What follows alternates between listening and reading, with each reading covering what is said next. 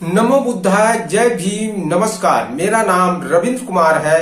बाबा साहब डॉक्टर अंबेडकर की लिखित पुस्तक लॉर्ड बुद्धा एंड हिज धम्मा अर्थात भगवान बुद्ध उनका धम्म एपिसोड 18वां आपके सामने मैं प्रस्तुत कर रहा हूं।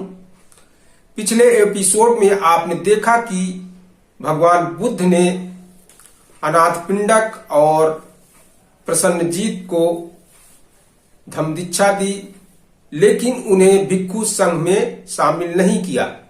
उन्हें केवल उपासक ही रहने की सलाह दी, क्योंकि वह दोनों समाज में अच्छा कार्य कर रहे थे।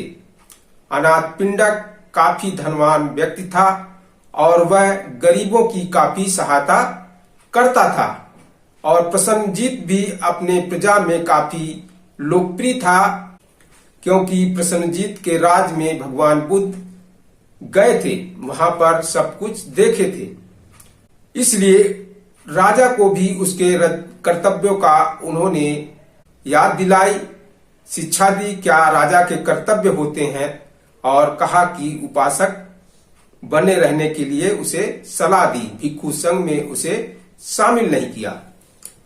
अब आगे हम देखते हैं कि दो लोगों को और भगवान बुद्ध धम्म दीक्षा देते हैं। वह है जीवक। जीवक एक बहुत बड़ा उस समय सर्जन था, जो तक्षशिला से पढ़ा हुआ था, और रटपाल जो है एक राजा का लड़का था।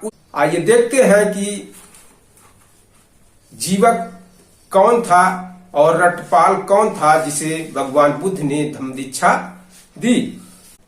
जीवक ने राजगृह के एक वेश्या लालवती के गर्भ से जन्म धारण किया था। जन्म के तुरंत बाद ही उसे एक टोकरी में डालकर कूड़े की एक ढेरी में फेंक दिया गया था। अज्ञात पिता का पुत्र जो था। बहुत से लोग कूड़े के ढेर के पास खड़े होकर बच्चे को देख रहे थे। राजकुमार अभय का उधर से गुजरना हुआ। उसने लोगों से पूछा। लोगों ने बताया कि यह जीवित है, इसीलिए उसका नाम जीवक पड़ा। अभय ने उसे अपना लिया और पालन पोषण कर बड़ा किया। जब जीवक बड़ा हुआ तो उसे पता चला कि किस प्रकार उसका जीवन सुरक्षित रहा था। उसकी उत्कंठ अभिलाषा हुई कि वह अपने आप को दूसरों का जीवन बचाने के ही अधिक योग्य बनाए। इसलिए वह अभय को बिना बताए ही तक्षशिला विश्वविद्यालय में पढ़ने के लिए चला गया, और वहां उसने अध्ययन में 7 वर्ष बिताए। राजगृह लौटकर उसने चिकित्सा करनी आरंभ की और आज चिरकाल में ही बड़ी प्रसिद्धि प्राप्त कर ली।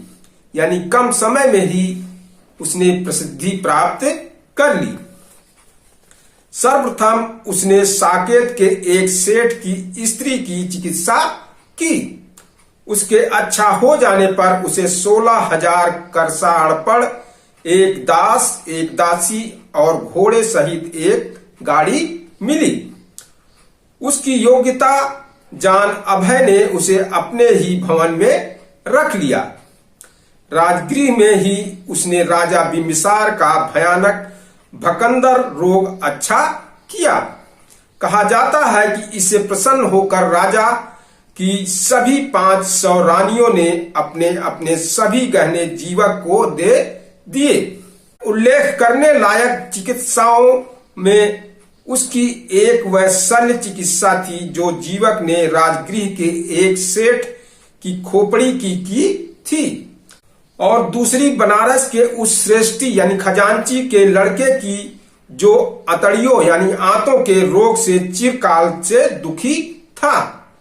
जीवक को राजा ने अपना तथा अपने राजनिवास का राज वैद्य नियुक्त किया, लेकिन जीवक की तथागत में बड़ी भक्ति थी। वह शाक्य मुनि गौतम बुद्ध और संघ का भी चिकित्सक था। वह तथागत का उपासक बना। भगवान बुद्ध ने उसे भिक्षु नहीं बनाया, क्योंकि वह चाहते थे कि वह चिकित्सा द्वारा रोगियों और जीवकों की सेवा करते रहे। बिंबिसार के मृत्यु के अनंतर जीवक उसके पुत्र अजातशत्रु का भी चिकित्सक रहा। पितृहत्या का पाप कर चुकने के बाद अजातशत्रु को तथागत के समीप लाने में मुख्य हाथ जीवक का ही था। एक बार जब भिक्षु संघ सहित भगवान बुद्ध कुरु देश में चारिका कर रहे थे, तो वह कुरु जनपद के ही थुल्लकोटिक नाम के एक निगम में ठहरे। जब कुरुवासियों को इसका पता लगा तो वे भगवान बुद्ध के दर्शनार्थ पहुंचे। जब वे आकर बैठ गए तब तथागत ने उन्हें धर्मोपदेश दिया। उपदेश श्रवण कर चुकने पर थुल्लोकोटिक के ब्राह्मण गृहपति उठे और श्रद्धा पूर्वक भक्ति पूर्वक नमस्कार कर चले गए। उन ब्राह्मण गृहपतियों के बीच रट्टपाल नाम का एक तरुण बैठा था, जो कि एक श्रेष्ठ कुलो उत्पन्न था। उसके मन में आया, जहां तक मैं समझ सकता हूं कि जिस धर्म का भगवान बुद्ध ने उपदेश दिया है, गृहस्थी में रहते हुए उसे उतनी पवित्रता, उतनी संपूर्णता के साथ आचरण में लाना आसान नहीं है। यह कैसा हो यदि मैं बाल दाढ़ी मुंडा कसाय वस्त्र धारण कर गृहस्थ न रह प्रवजित बन जाऊं, घर बारी से बेघर बारी हो जाऊं। जब ब्राह्मण गृहपति अभी बहुत दूर भी नहीं गए होंगे, रट्टपाल भगवान बुद्ध के पास आया और अभिवादन कर चुकने के अनंतर उसने अपना विचार तथागत की सेवा में निवेदन किया। उसने प्रार्थना की कि उसे प्रवज्ञा मिले और उपसम्पदा मिले। तथागत ने पूछा, रट्टपाल, इसके लिए क्या तुम्हें अपने माता पिता की अनुज्ञा है? भगवान, नहीं। जिन्हें माता पिता से अनुज्ञा प्राप्त नहीं होती, उन्हें मैं प्रवज्जित नहीं करता। तरुण बोला, मैं अनुज्ञा प्राप्त करने का प्रयास करूंगा। वह उठा और अत्यंत विनम्रता पूर्वक भगवान बुद्ध से विदा ग्रहण की। घर पहुंचकर उसने माता पिता से अपना विचार प्रकट किया और उनके भिक्षु बनने के लिए अनुज्ञा मांगी। माता पिता बोले, रट्टपाल, तू हमारा प्रिय पुत्र है, अत्यंत प्रिय पुत्र है। तू ही हमारा एकमात्र पुत्र है। तू आराम में रहा है, आराम से पला है, तुझे दुख का कुछ अनुभव नहीं है। जा, खा पी मौज कर और जितने चाहे पुण्य कार्य कर। हम तुम्हें प्रवज्जित होने की अनुज्ञा नहीं देते। तुम नहीं रहोगे तो हमारा जीना दूभर हो जाएगा। हमारे लिए जीने में कुछ आनंद नहीं रहेगा। हम तुम्हें जीते जी घर से बेघर हो भिक्षु बनने की अनुज्ञा क्यों दे? रट्टपाल ने दूसरी और तीसरी बार भी अपनी प्रार्थना दोहराई। उसके माता पिता का एक ही उत्तर था। जब वह इस प्रकार अपने माता पिता की अनुज्ञा प्राप्त करने में असफल रहा, तो वह तरुण नंगी जमीन पर लेट गया और बोला, या तो मैं भिक्षु बनूंगा या यहीं पड़ा मर जाऊंगा। उसके माता पिता ने भिक्षु बनने के प्रति अपना विरोध प्रकट करते हुए उससे उठ बैठने का बहुत आग्रह किया, लेकिन रट्टपाल मुंह से एक शब्द नहीं बोला। उन्होंने दूसरी बार और तीसरी बार भी इस प्रकार बार बार आग्रह किया, तब भी रट्टपाल चुप ही रहा। उसके माता पिता ने रट्टपाल के मित्रों को सारी बात बताकर उनसे कहा कि वे अपनी ओर से रट्टपाल से आग्रह करें। उसके मित्रों ने 3 बार प्रयास किया, किंतु वह एक शब्द नहीं बोला। तब उसके मित्र रटपाल के माता पिता के पास गए और बोले, वहां वह नंगी जमीन पर पड़ा है, कहता है या तो भिक्षु बनूंगा या वहीं पड़ा पड़ा मर जाऊंगा। यदि तुम अनुज्ञा नहीं दोगे तो वह जीते जी भी कभी नहीं उठेगा, लेकिन यदि तुम अनुज्ञा दे दोगे तो उसे भिक्षु बनने पर भी देख सकोगे। यदि भिक्षु जीवन में उसका मन नहीं रमेगा, अर्थात उसे भिक्षु रहना अच्छा नहीं लगेगा, तो यही वापस चले आने की अतिरिक्त दूसरा क्या करेगा। आप उसे अपनी अनुज्ञा दे ही दे।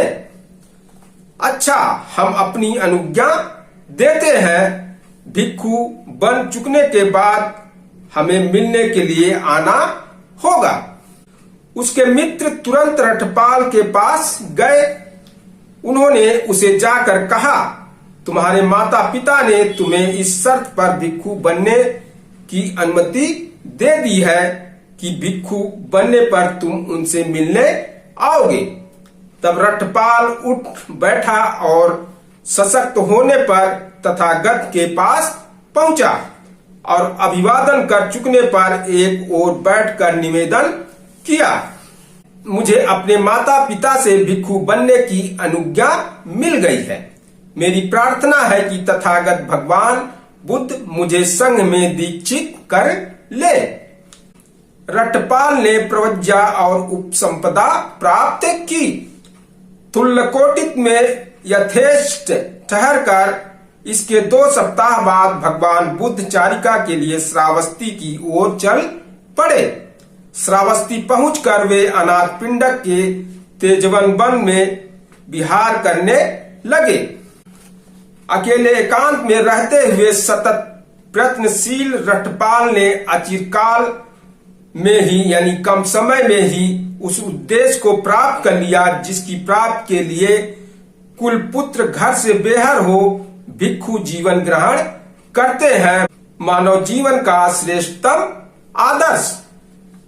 तब वह भगवान बुद्ध के पास गया और अभिवादन कर चुकने के अनंतर बोला, आपकी अनुज्ञा से मैं अपने माता पिता को देख आना चाहता हूं।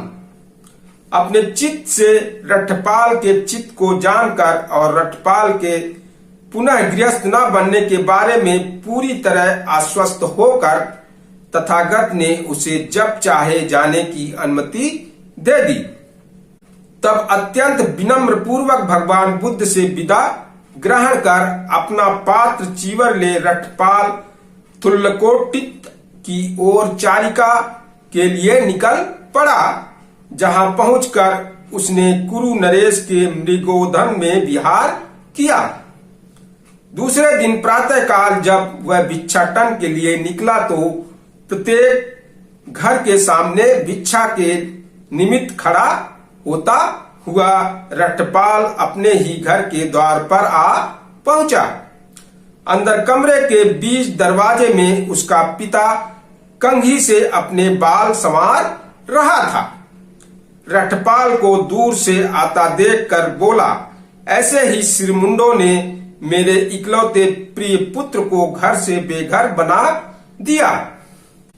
इसलिए अपने ही पिता के घर से रटपाल को कुछ नहीं मिला, एक इनकार तक नहीं, मात्र गालियां।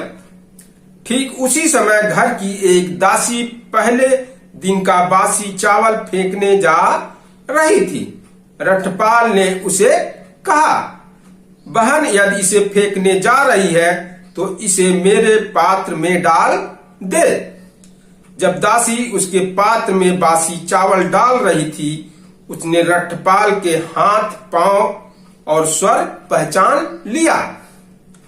वह दौड़ी दौड़ी अपनी मालकिन के पास गई और बोली, मालकिन, मालूम होता है कि छोटे मालिक वापस लौट आए। मां बोली, यदि तेरा कहना ठीक है, तू दासता के बंधन से इसी क्षण मुक्त हुई। वह दौड़ी दौड़ी अपने पति के पास गई और कहा कि उसने सुना है कि उसका पुत्र लौट आया है। झाड़ी के नीचे बैठे रटपाल वह बासी चावल खा रहा था कि पिता आ पहुंचा। बोला, प्रिय पुत्र, क्या यह हो सकता है तुम ही बैठे यह बासी भात खा रहे हो? क्या तुम्हें अपने घर नहीं आना चाहिए था? रठपाल का उत्तर था, गृहपति, हम बेघरों का क्या घर, हम तो घर छोड़ चुके हैं। हाँ, मैं तुम्हारे घर आया था जहां मुझे कुछ नहीं मिला, इनकार भी नहीं मिला, मात्र गालियां। पुत्र, आओ घर चले। नहीं गृहपति, मेरा आज का भोजन समाप्त हो गया। अच्छा, तो पुत्र कल का भोजन ग्रहण करने का वचन दो। भिक्षु रटपाल ने मौन से स्वीकार कर लिया। तब पिता घर के भीतर गया। उसने आज्ञा दी कि सोने का ढेर लगाकर उसे चटाई से ढक दिया जाए। उसके बाद उसने अपनी पुत्र वधू से, जो रटपाल की पूर्व भार्या थी, यानी पूर्व पत्नी, यानी वह जब भिक्षु बन गया तो पूर्व पत्नी हो गई, पूर्व पत्नी थी, कहा कि वह अपने को अच्छे से अच्छे उस श्रृंगार से अलंकृत करे जिसमें अलंकृत देखकर उसका पति उससे प्रसन्न होता था।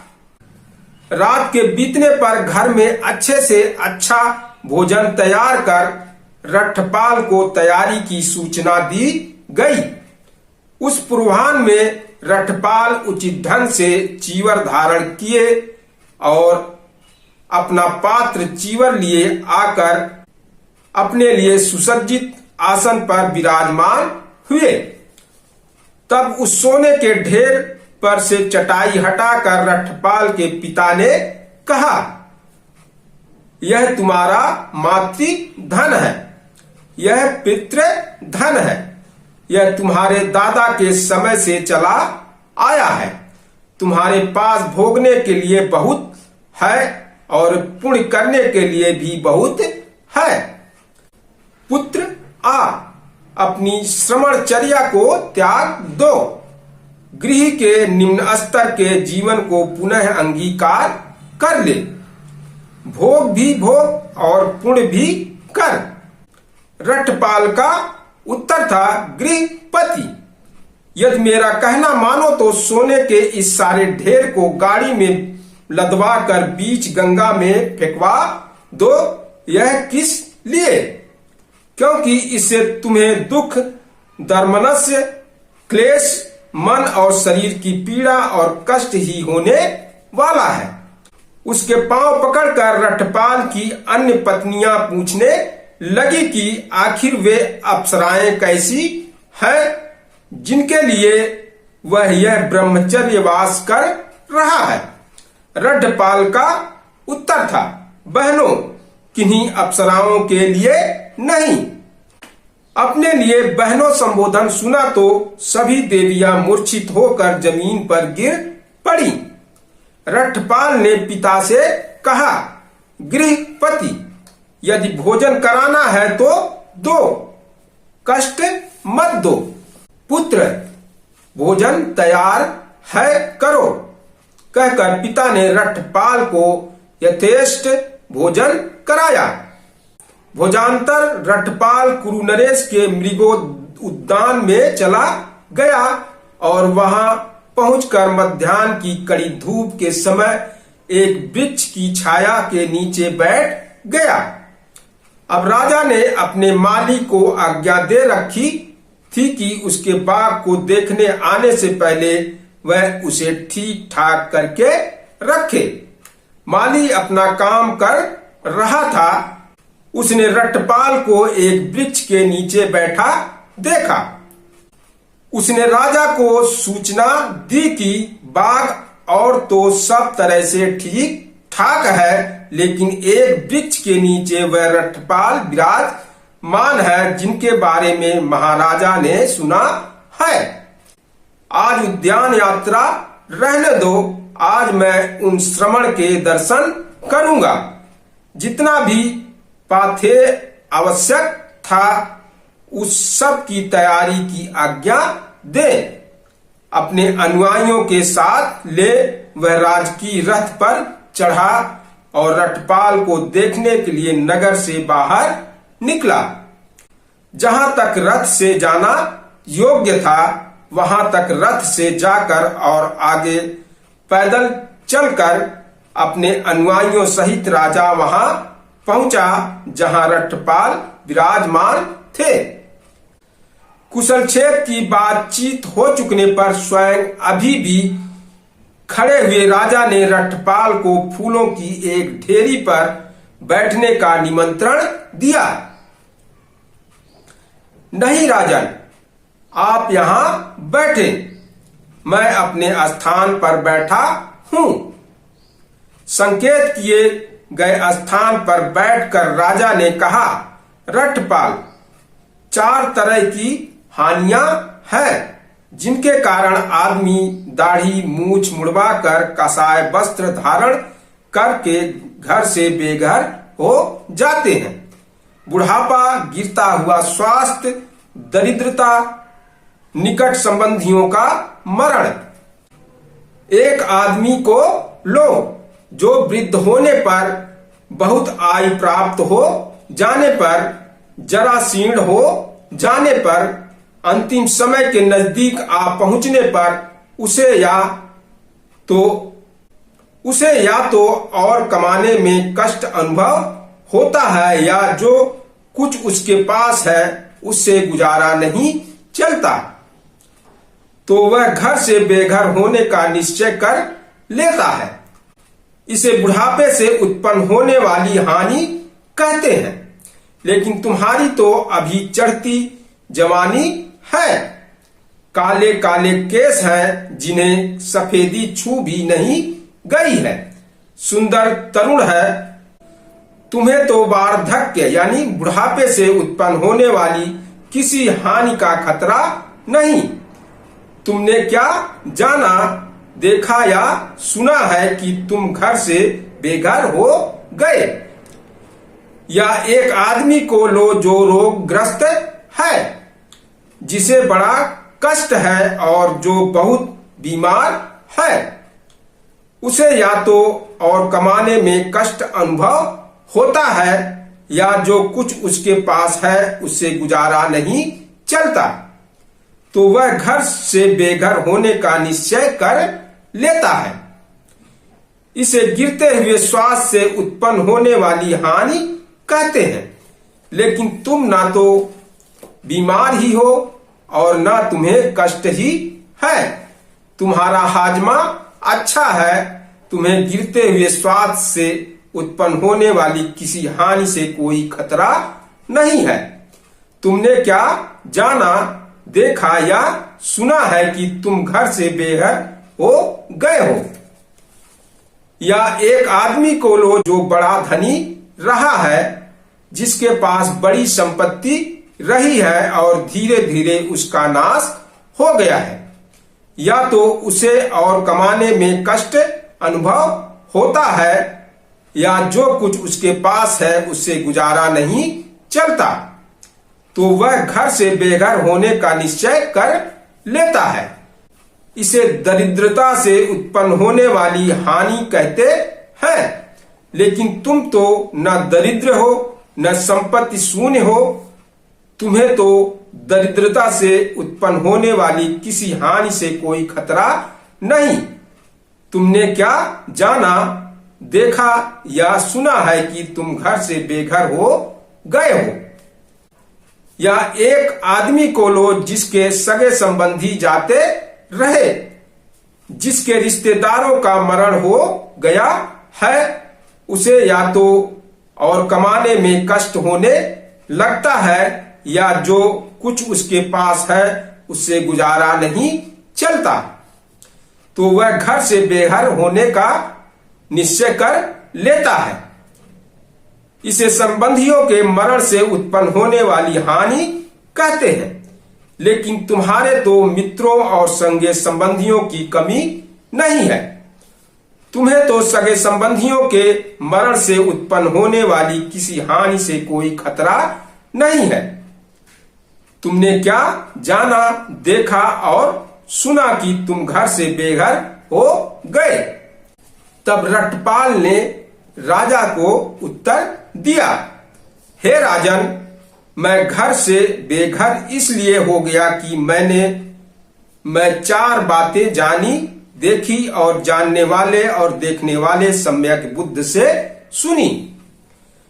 संसार अनित्य है, निरंतर परिवर्तनशील है। संसार का कोई मालिक या संरक्षक नहीं। हमारा कुछ भी नहीं, हमें सभी कुछ पीछे छोड़ जाना है। तृष्णा के वशीभूत होने से ही संसार दुखी है। यह अद्भुत है, यह अद्भुत है, राजा कह उठा। इस विषय में तथागत का कथन कितना सत्य है।